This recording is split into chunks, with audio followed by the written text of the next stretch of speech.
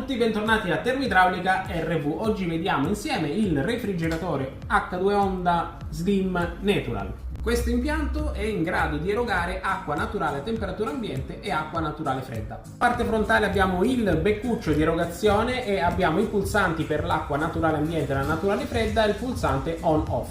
Nella parte posteriore invece abbiamo la connessione per l'acqua in ingresso con l'innesto rapido da 8 mm. Inoltre nella parte posteriore abbiamo anche il selettore della temperatura dell'acqua. Per avere maggiori informazioni visitate il nostro store termoidraulicarv.com o guardate i nostri video su YouTube. Io sono Pasquale, ci vediamo al prossimo video. Ciao!